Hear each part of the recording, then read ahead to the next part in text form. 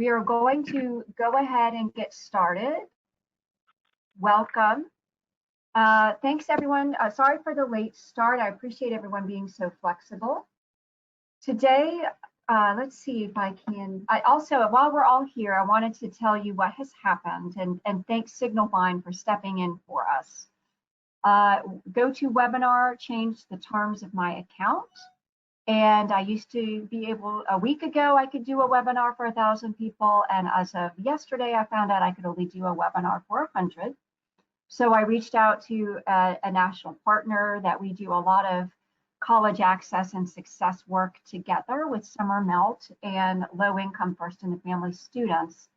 And they very graciously at Signalvine let me use their GoToWebinar software. So we are very thankful and indebted to them for doing that for us.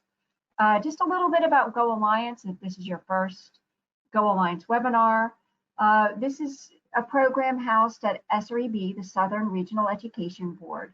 And we focus with, we work more on a state level, working with the education agencies at the state level, both higher ed and K-12, nonprofit organizations, chambers of commerce and business roundtables, school counseling associations, things like that. We work at the state level to increase the number of low-income students who be the first in their family to complete a post-secondary credential. And we do that in a number of ways. I'm going to move on. I'd like to introduce our speaker today. We are very, very lucky to have Rick Clark with us, who is the Director of Undergraduate Admission at Georgia Tech, where he directs the recruitment and outreach efforts. He reviews all undergraduate applications, and he manages all of Georgia Tech's admissions team. Under his leadership, Georgia Tech has seen a dramatic increase in the number of applications, improvement in the academic quality of both the recruited and enrolled students, and really what's at the heart of our Go Alliance work that we're so happy to see, a more geographically and ethnically diverse entering class. Rick is a nationally known contributor to many, many different media publications, both in print and televised media and things like that. He's the co-author of the book, The Truth About College Admissions, a family guide to getting in and staying together. It's an excellent book. If you haven't seen it, I encourage you to check it out. Also, I highly encourage you to follow him on Twitter. I get a wealth of information on what's going on in the world of college admissions from that as well. It's not focused solely on admission at Georgia Tech, but just what's going on in this space in general. So with that, I'm going to turn it over to Rick. And I'm going to, and again, I'd like to thank Signalvine for helping to sponsor this webinar today. So I'm going to now make Rick our presenter. So if you could just start off by, kind of giving us an overview of what you're seeing right now out there in the college admissions world with deadlines, transcripts, how colleges are addressing these issues with students who maybe are graduating with incomplete transcripts or pass and fail, what's happening with the May 1st deadline, things like that. Okay, great. So yeah, first of all, I would say, for everyone who's taken their time to be on the call today, thank you for everything that you're doing for students and families, because clearly, this is the time of such uncertainty and just anxiety. Whether you have a student that you're working with that's a senior or a junior or sophomore, everything seems to have been kind of upended lately. And so to your point around deadlines, for instance, obviously you've seen a lot of schools move their deadline to depositing to June 1st from May 1st. And I know the Accept group has been putting out, a kind of running Google Doc that's showing those schools. So that is certainly a big topic of conversation right now, is trying to extend flexibility to families for depositing. largely because people are not able to come and visit campus, but then also because financial circumstances are changing so radically and rapidly. And so I think what you've found to this point is that most of the schools that have moved to June 1 are schools who otherwise probably would have been, doing that anyway, right? They would have a class that they probably rarely make by May 1. And so they kind of have the flexibility to move to June 1. A lot of schools, I'm on a number of listservs with public flagships and others, and most of those schools, I think, are sticking with May 1 for now, but they're going to be offering a lot of flexibility. They understand, as financial aid packages coming out, that they need to be available to families, and they are not going to be able to take walk-ins. They're not there on their campus physically. And so, yeah, that would be one of the things I would kind of point out, as you're coaching and walking families through this process along the way. To your question, I think about transcripts, pass-fail, of course, a lot of schools are looking at potentially pass-fail. We understand that. We know, I think, that for seniors in particular, that's the discretion of the school or the discretion of the school system. And so most of my colleagues around the country are telling, families, don't let that be a concern. We're going to be flexible. We're going to be willing to, allow you to bring, those in. I think one of the questions really is around whether or not there you go. Are you seeing my screen now? Are you seeing me on the? Change it so we can see you. Okay, great. So now you just have to hit the play button that says show screen. Okay. Let me know if that popped up. Sorry, I was trying to navigate that while we were talking. So I think that on the pass-fail side, that is kind of what you should expect from schools this year, is a lot of flexibility in that regard. And then we've had a question about financial aid appeals, because job situations with parents or even students themselves have changed significantly. So what is your advice for helping students and families understand how to appeal their financial aid offers? Right. So I guess first and foremost, now it seems that most of these offers should be out there. In the last week, there are certainly a number of schools that were still working on packaging students. I know, a lot of admission offers went out in the last week. For Georgia Tech, just as an example, yesterday and today was when we were putting a lot of our financial aid information out for students and for families. And, the whole premise of prior year was so that, statistically, a lot of people don't have major changes, in their financial circumstances from year to year. Well, I mean, that completely blew up here this year. And so what I would say is families absolutely should be working to get in touch with financial aid offices to help them understand the changes that have occurred, and would expect some time flexibility in getting either repackaged or allowing that school to say whether they would or would not be able to do that. Some schools just are not going to have the resources to repackage, even if a student's financial circumstances have changed. And so that's going to be variant based on, I would say, the endowment and the flexibility that one school or another might have. The only other thing I would add to that is, if a school went out with financial packages in the last 2 weeks, in general, I would say they probably extended themselves pretty far already from a financial standpoint.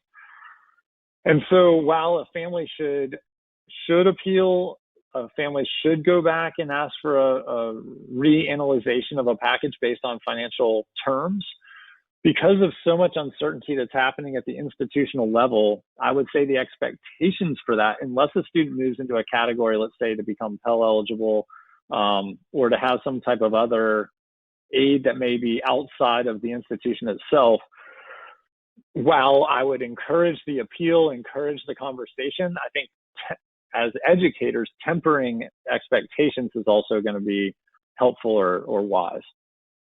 I would echo that, because unfortunately right now in admissions, they're having a very hard time projecting their enrollment yield.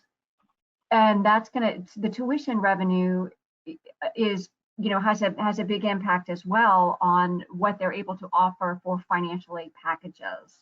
And there have been, I've seen at least 5 to 10 surveys right now out there asking students if they plan to change their plans this fall from where they had originally planned on going to maybe, going somewhere that's closer to home, less expensive, maybe determining to start at a 2-year program instead of a 4-year program, because the financial situation in their home has changed.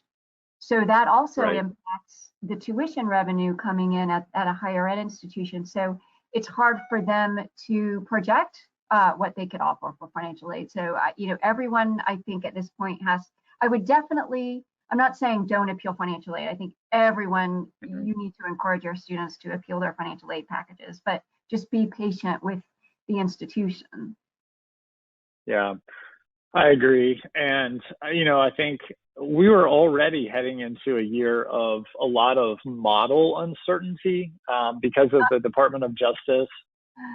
Go ahead. Or, I'm sorry, were you going to ask? I'm sorry, I didn't mean to laugh out loud. I was just thinking about the NACAC change to the code. Oh, yeah. Okay. I'm sorry. I forgot you could still hear me. No, that's okay. No, totally. I'm glad you were just laughing about that, because I think that's all we can do. I mean, we've been tossing out that Jimmy Buffett song. I mean, if you can't laugh, we'd all go insane, because every single thing that we knew is out the window. I mean, and these models were already in question. Speaking of financial aid packages and the timeline and how much of that's already been altered. And I think it would have been anyway because of the DOJ. I know, at Georgia Tech, as an example of a school that usually can make its class faster than a lot of other schools around the country, we try to release our wait list by June 1 normally. And we had already said, you know what, we're going to probably have to build a bigger wait list, and we're probably going to have to hold on to it longer into the summer because of the uncertainty around, recruitment and some of the shifting and maybe more of the double depositing or melt that could occur. I think that, COVID-19 and coronavirus now has really just ratcheted that up dramatically. And unfortunately, what that means is I do think more students are probably on waiting lists around the country. I think that'll extend later into the summer. And unfortunately, when they come off a wait list, I don't know how much money is going to still be there for them. So again, as you're advising students, one of the biggest things, of course, you always tell them is deposit. If you're on a wait list, don't wait to see what happens, because a lot of the schools won't even go to their wait list until May or June, or potentially this year even later. So you have to hold your spot somewhere else. But I think the other thing that is wise to tell families is those packages coming off the wait list are most likely to be fairly lean and potentially leaner than prior years. Yeah. Here's a good question about SAT scores for juniors. Will more schools move to become test optional? Yes, no question. You've seen it already. Obviously, a lot of people say that the University of California system is like the biggest domino to fall, and it is, in that it impacts so many students. The extent to which that gives license to or freedom to other schools to go test score optional is debatable. I mean, I think there are some systems or schools that will follow the lead just because it's University of California system. I think, though, to be honest, most of those conversations were already going on. Just as an example, here in Georgia, our chancellor had already said that he was going to allow for seniors to matriculate this year without test scores. And it wouldn't surprise me if that gets extended another year, especially as more of these tests get canceled. And there's just more uncertainty, about the ability for College Board or ACT to put in the number of administrations they would need to, especially to meet some of these early action or early decision deadlines. And so, yes, without a doubt. And, fairtest.org is a great resource for test score optional list. And that's just grown, tremendously here in the last month. And I would expect over the summer, and particularly in the next couple of weeks, for that trend to continue and escalate. Okay, great. Let me move on to the next question. Can you speak about schools that have rolling enrollment? There are students who hope to make a good impression with final term grades and retaking their SAT and ACT. Mm-hmm. Yeah. So in other words, the question is will they still have some of the same opportunities they would have had otherwise because of the inability to show a strong senior spring or? Well, I think the question is, do you think that any post-secondary institutions are going to consider more of a rolling enrollment? They might not be accepted I see. for fall, but they might be accepted for spring. I see. Well, here's what I can tell you, and here's what I would say to anyone on the call. All of the chatter right now, I think panic may be a little hyperbolic, but it's not far from it. Even among the more healthy, strong reputation schools in the country, there is so much uncertainty around retention, whether you're going to keep even the students that you had. So I think you're right. Strategies like rolling admission, again, this idea of a protracted summer for making admission offers, flexibility with allowing students to defer terms, because we just had this exact conversation earlier today because Georgia decided to put all summer programs online. So you're going to have students, not only who were offered admission for the summer, but potentially, also for the fall, saying, that's just not how I want to start my, my academic career. And I feel like spring or the following summer may be more guaranteed, I guess, to have a traditional experience. And so I would expect what you'll see and what families should expect to see is schools saying, we would rather make those offers at more odd times. We make offers for future terms, because if we can assure enrollment, going forward, that's positive. We would rather find flexibility and show some grace than end up in a situation where we usher students away unnecessarily, even if it's not for the term or the exact time frame, we had initially thought. So I think rolling admission maybe or maybe not the exact term they use, but that by proxy is effectively what I think will be happening. Great, thank you. There's quite a few questions about what's going to happen this fall.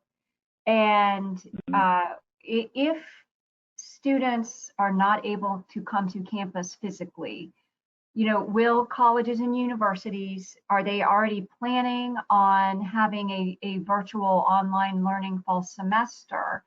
And if that does happen, do you think that will impact tuition? It's a great question. Some schools, so first of all, gosh, I just really, really hope that we can all be back in the fall. Let me just start by saying that I think everybody does. If that is not the case, then yes, schools will be continuing to offer students the ability to take classes online. I think you're going to find, and probably this is a good thing.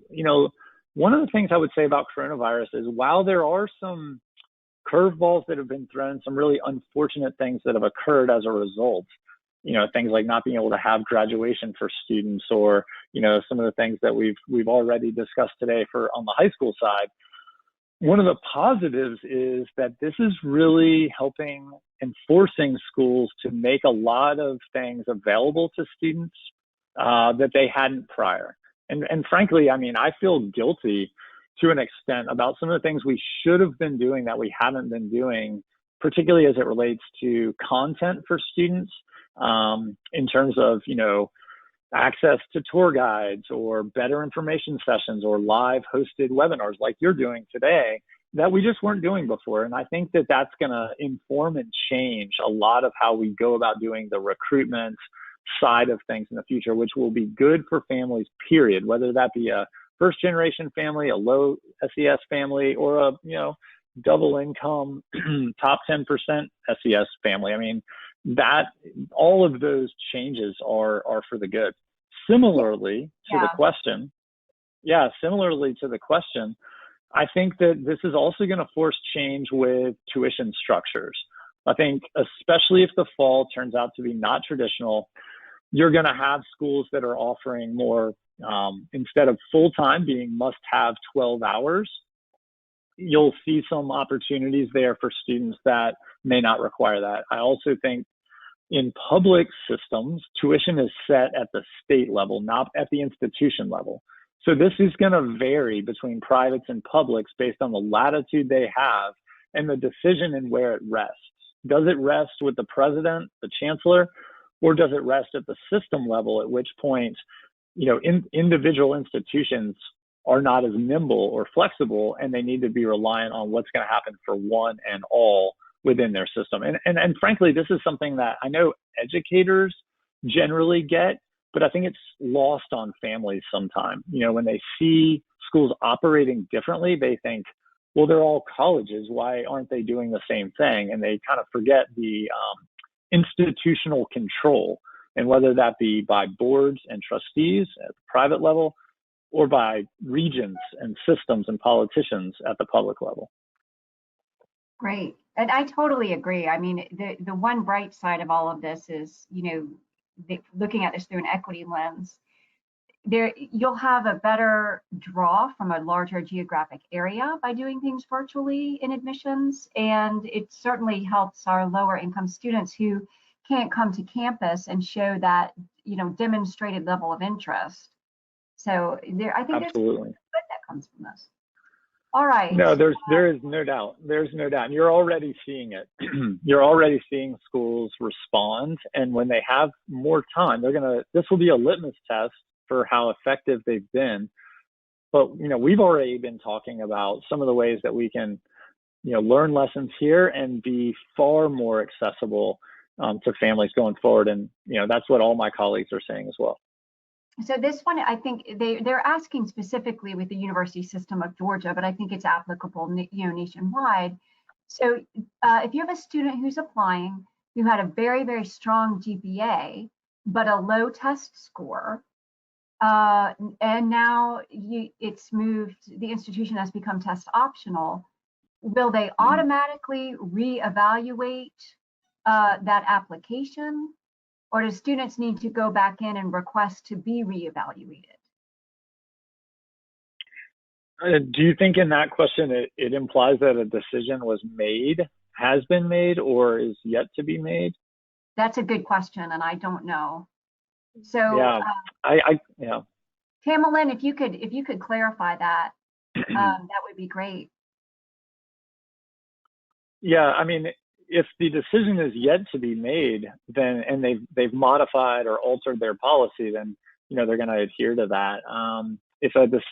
Maybe the question is, if a decision was made and now a school has shifted, are they going to reevaluate? And I think my guess would be probably not, but there could be some exceptions to that. Okay, and then I've got quite a few questions about early decision and how this is going to impact early decision deadlines. And I would add in the NACAC changes as well. because my sense is in reaction to the NCAA changes that the early decision deadlines might be moved up. And I'm asking that as a question, not a statement. Yeah, you mean there might be some schools now that some of these things have fallen off that might actually have earlier deadlines than they did last year because there's not as much of a quote unquote NCAA police out there. Right. But also, how is COVID-19 affecting early admissions? Yeah. Well, I'll be honest. I mean, gosh, at this point, we've been so focused on just like day to day and week to week and getting all of our current students to online learning that haven't talked a ton about early decision, early action for next year. You know, I think that if you look around the country, I mean, Georgia Tech is at October 15th, and that's pretty early for some parts of the country based on when they go back to school. Now, as we said this year, I mean, what is going back to school really going to look like?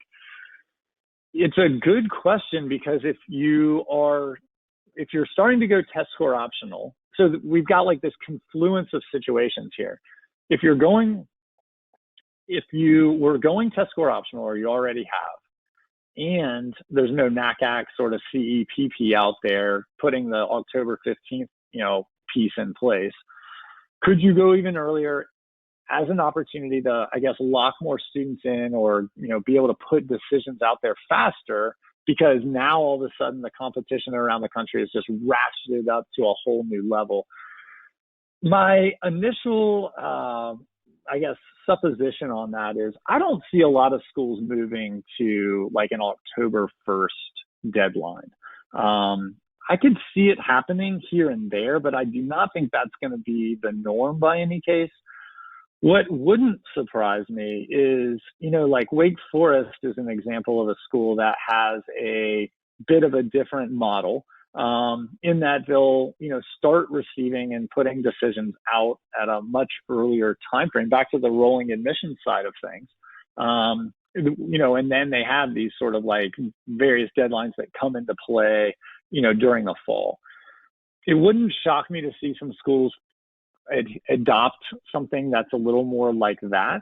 But I don't see in bulk big changes to like an October 1 or an excessively early EA or ED deadline. However, that said, one of the reasons why is because you can't even get to reading them. Like your staff is typically still taken up with traveling, taking up with other kind of recruitment responsibilities. If fall is off, I mean, I know we're dealing with so many ifs and we have way more questions than answers in life in general right now. But if we can't travel that way, would you do that just in this 1 year? Because theoretically, staff is available to read. They are able to actually start turning decisions around because they're not out there the way that they historically have been. I mean, it is a good question. And I think it's one of those things that you'd have to sit there as an institution and say, would we be willing to make a 1 year change? I mean, and some schools might, because again, we're kind of entering survival of the fittest here, for better or for worse, given the huge economic toll this is already taking on colleges and universities around the country. Yeah. All right, I'm going to ask you a tricky one here. I thought that one was tricky. What advice do you have, I guess, for low-income students who want to apply early decision, but they need to wait and consider their financial aid package before they're able to put a deposit down and commit? And how are you addressing this on the admissions side, particularly for higher income families who can double deposit? Yeah. Well, I guess what I would say is for a family that's considering that, I mean, I know a lot of people, on the call already have this information, but, looking very closely at what that ED agreement says, what is the language around that? And this is the I think, unfortunate thing for a lot of, first generation families, or, sometimes families at lower socioeconomic levels, those with maybe, just kind of less access to counseling, is it's tricky. I mean, and every school is a little bit different, but I think for those ED agreements, back to this idea of being able to weigh options and have choices, it's important for the family to understand, to the ability possible, like, what has historically a family like ours received from this particular institution, and if the student is admitted to that school, what exactly does that bind them to? Because it does vary in those ED agreements, as to exactly what your ethical responsibility or sort of, role would be going forward. I guess what I'm trying to say there is, most of the time there's a caveat that says, like, if the financial package that is awarded is not reasonable for the family, then of course, they're not obliged to go. I understand there's more and more pressure lately, in particular for students, to apply ED. However, I do think in the year ahead, because of everything that has happened and the type of situation we're going into with this fall,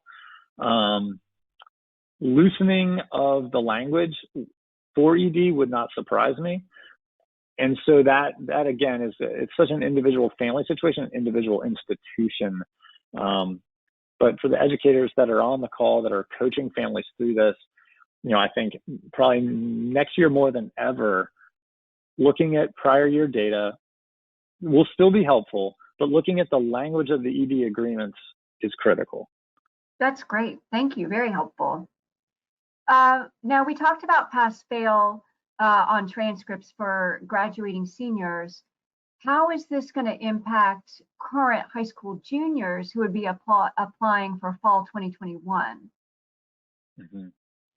Yeah, this is a question that's been coming up daily, hourly, at Georgia Tech for sure, but I'm sure just nationally. Here's what I would say. Students can at least take solace in the fact that this is happening across the world. It's not like this is only a situation that occurred in the Northeast, or it's only a situation that occurred in my city or my school system. Literally everybody is being impacted by this.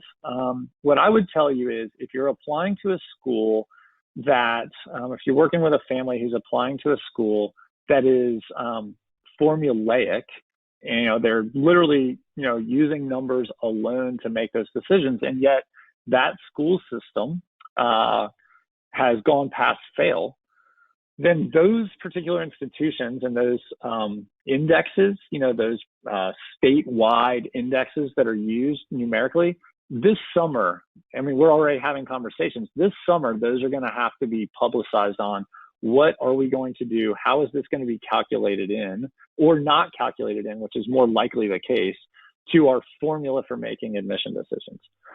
If you're applying to a holistic admission review school, what I would say is, that's the whole reason you're holistic, is that you use a lot of different factors. And this is just going to force the hand of these schools to live up to what they say they do. I believe for us, as an example, at Georgia Tech, we've already been talking to our staff about this, with the idea being, listen, what we care about are students who choose to take difficult classes, and they push and stretch themselves, and the progression of those classes, as well as the grades. In this particular semester, for a lot of our students, we're not going to have that.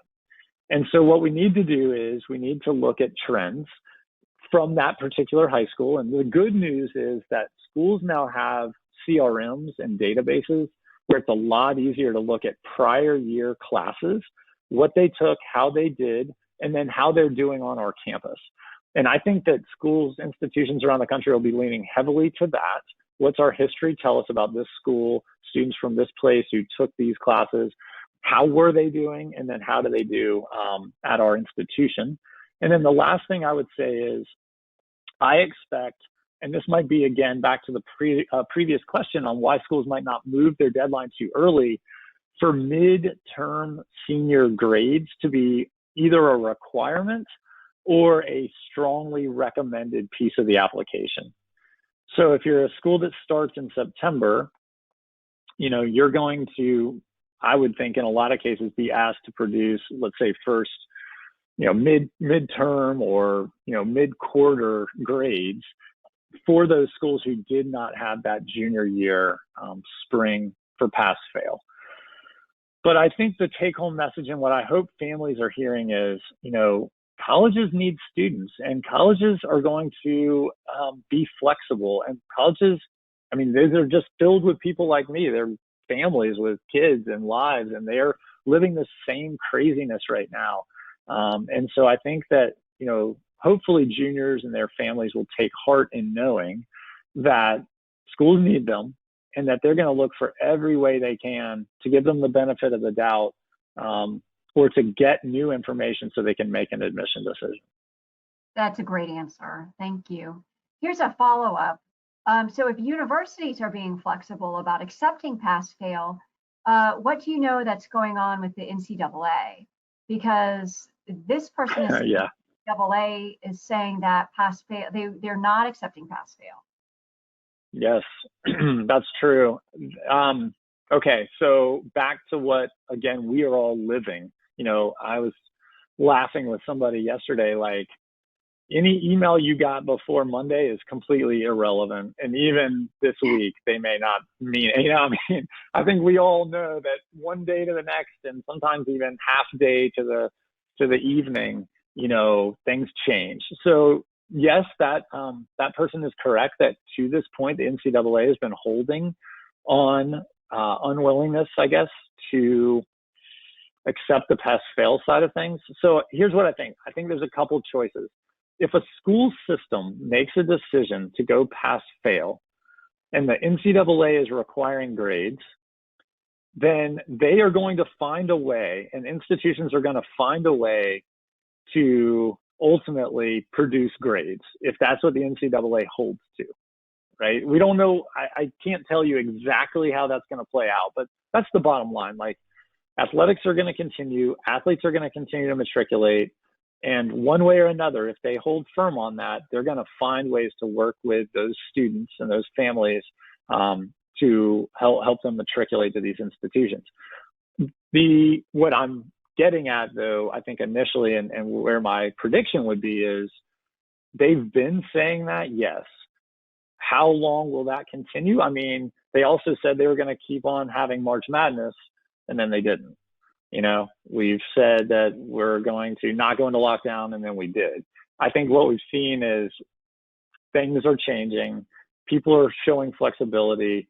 And the truth is that, or I guess I should just say, my strong supposition is that shifts over time.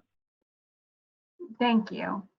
And here's one about the classic learning test as a different option as compared to ACT or SAT. The classic learning test is offering the option to take this test online from home.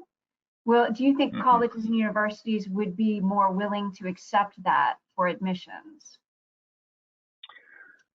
Well, I guess maybe I can just broaden that question a little bit and say plattering, or let's say test flexible. There's a lot of, different vernacular out there about this. But this idea of a multitude of tests, I just talked to somebody in our system yesterday, at our university system, about this idea. This happened to be about dual enrollment students, but I think you're going to see this sort of cascade into first-year students, potentially transfer students, depending on the institution. Duolingo is another good example. The test you just referenced is a good example. Here again, we have the SAT and ACT are having closures. We're questioning gatherings of 50 or more, extending well into the summer and possibly beyond that. I think what you're going to find is that colleges and universities are going to be looking, if they don't go exclusively test optional, then this test plattering, test flexible, again, however you want to phrase that, is going to be a trend. if not for the year ahead, only possibly for well beyond that. And let me just say this, here's another thing I'm optimistic about, because I think coronavirus is easy for us to talk about our fears and our concerns and our anxieties, but let's also talk about the positives and the hope. I believe what you're going to see is some of these schools and school systems bring in students under test optional or test flexible, and then you're going to see those students do just as well as they had been doing prior. And that will allow even more, again, flexibility and agility period for colleges, but that's ultimately meaning flexibility and agility for students. And I think we would all attest to the fact that that's a good thing. Yeah. So here's a question about a low-income student who wants to go to a particular institution, but they're hesitant of if the institution moves to online learning in the fall, and this student has very insecure housing right now as it is, as well as lacks access to the technology and Wi-Fi and data capabilities that might be required for online learning. Yeah. Yes. Again, I've been talking about all these things I've already had conversations about this morning. It's been a long day already. But we just were talking about this earlier today. We're going to have to put a survey out, I think, to students that asks them about their broadband access, about, to your point, the technology they have in their home.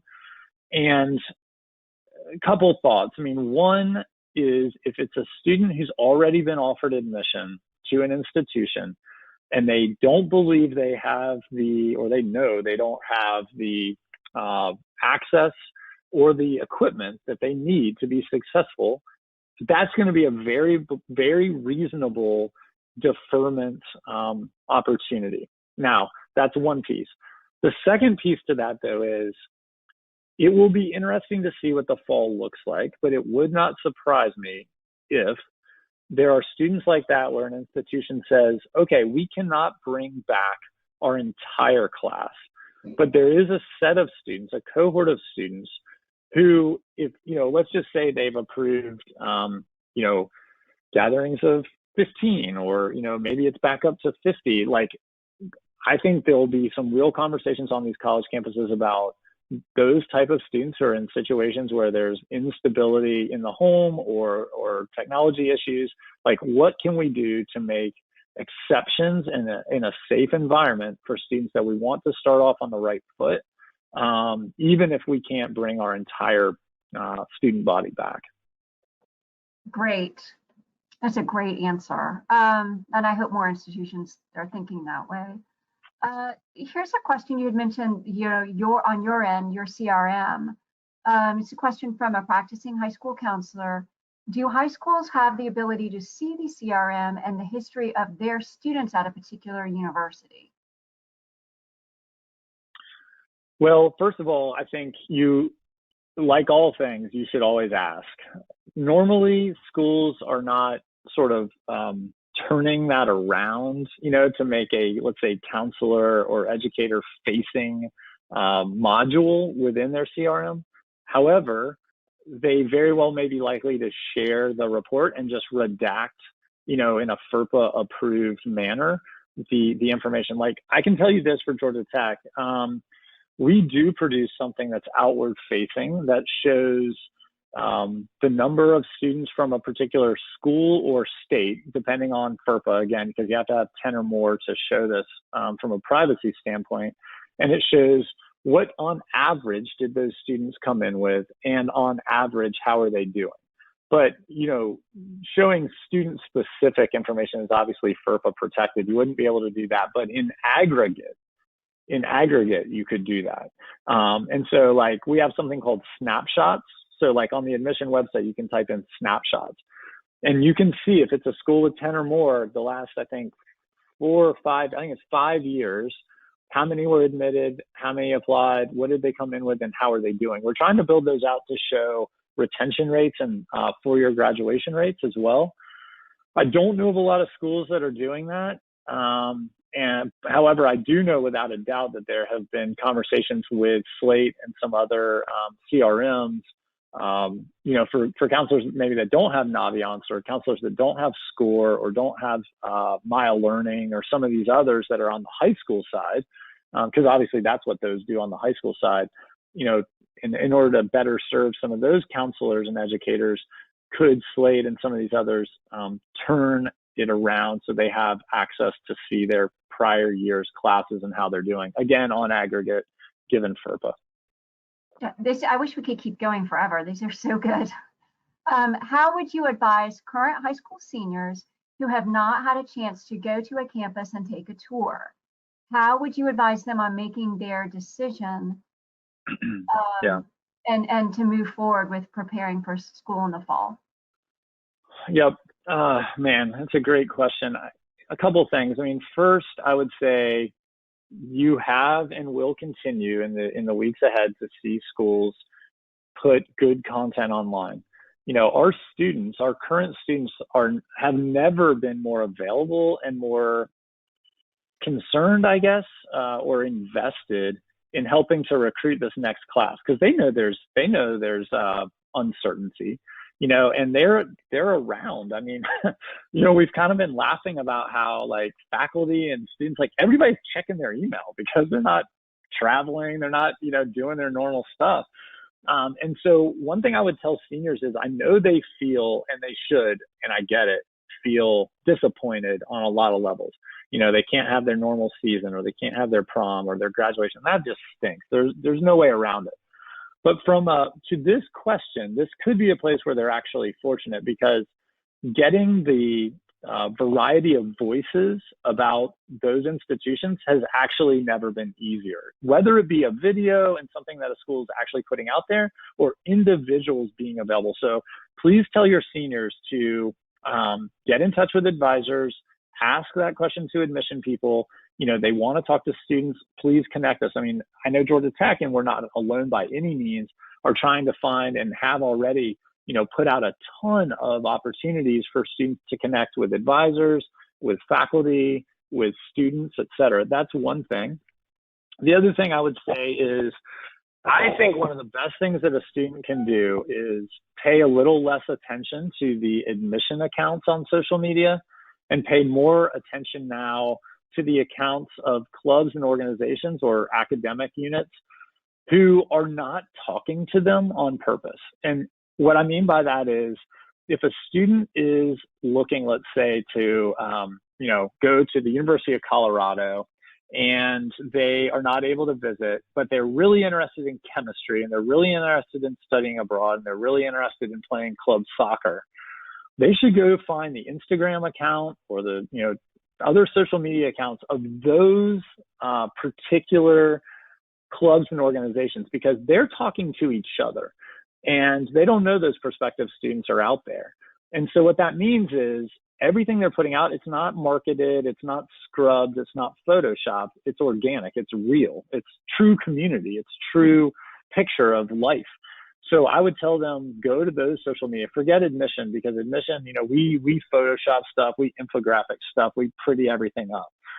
They should go to those kind of authentic sources. And then the last thing I would say is school newspapers are still putting out content. And, I still think that's one of the best resources. If a kid really wants to know, what's this place really like? What's on their mind? What's the culture? What's the conversation? School newspapers continue to be a great resource for that. That's excellent. And I'm just going to add my 2 cents to this as well, really quickly. And this will be our last question. I know students are out there who are not happy, who are posting on Reddit and Tumblr and a lot of social media accounts like that. And I know a lot of prospective students are going there and reading.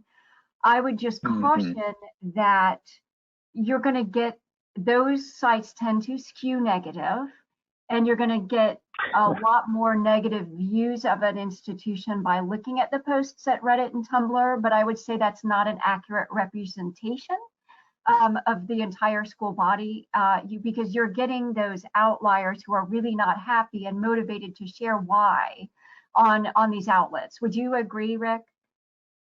Yeah, I would. I would. Sometimes, social media is the worst of us.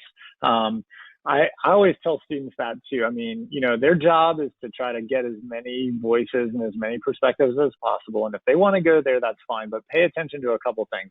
Often it's the same people over and over again. And you're right, it skews negative. And they don't have to look very far to know that that's just true. That's just sort of the way people kind of operate online in those type of forums, especially when there's opportunity for anonymity. So yes, I think that's a great piece of advice. All right, we've reached the end. I cannot thank you enough, Rick, for your time and all of your expertise. I wish we could keep you for 8 hours and just do nothing but this all day. But Sure. unfortunately, we can't. So I want to thank everyone for coming today. I just have a few kind of parting things I would like to say, which is, again, thank you very much to Signalvine for letting us use their platform today. Thank you to everyone, including Rick, for being so flexible and joining up on a different account. Look out for our next webinar in our series, and this is going to be about the College Board Opportunity Scholarships. Very timely right now as we think about how people's financial situations in the home have changed, and students are looking for more money from different places to help them pay for college. So I encourage everyone to register as well. If you look at this link, that will also take you to the recording for today. So thank you, everyone. Thank you so much, Rick. That was just such a wealth of information. And I know how busy you are right now, especially. So for you to take so much time out of your day and to stop and share your expertise with us is just so greatly appreciated. Thank you so much. Absolutely. Thank you for having me. Thank you, everyone. Have a great day. Thanks again.